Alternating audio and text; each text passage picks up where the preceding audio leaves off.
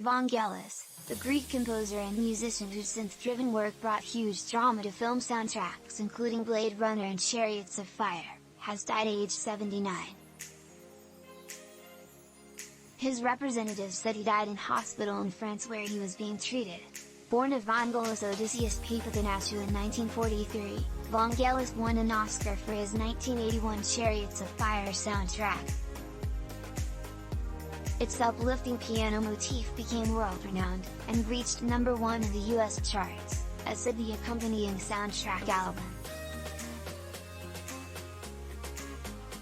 Mostly self-taught in music, Vangelis grew up in Athens and formed his first band in 1963, called the Forminx, playing the pop music of the time, uptempo rock and roll, sweeping ballads and Beatles cover versions, with Vangelis supplying organ lines.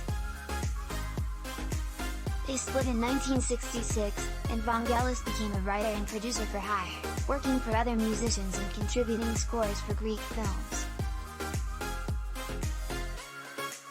2 years later, he struck out for Paris to further his career, where he formed the prog rock quartet Aphrodite's Child with Greek expats including Demis Roussos. Their single Rain and Tears was a hit across Europe, topping the French, Belgian and Italian charts and reaching the UK top 30. After they split, Vangelis deeming the world of commercial pop very boring, he returned to scoring film and TV. Turning down an invitation to replace Rick Wakeman on keyboards, and yes, he moved to London and signed a solo deal with RCA Records, his LPs Heaven and Hell, 1975, and Albedo 39, 1976, each reached the UK top 40, the former also used to soundtrack Carl Sagan's popular TV series Cosmos. The connection with Yes was finally completed later in the decade, when he teamed with the band's Jon Anderson for the duo Jon and Vangelis, whose debut album was top 5.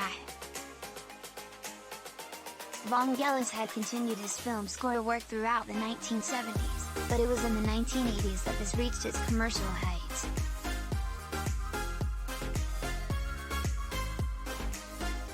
Chariots of Fire became inextricable from Vangelis' timeless theme, and the music became synonymous with slow-motion sporting montages. My music does not try to evoke emotions like joy, love, or pain from the audience.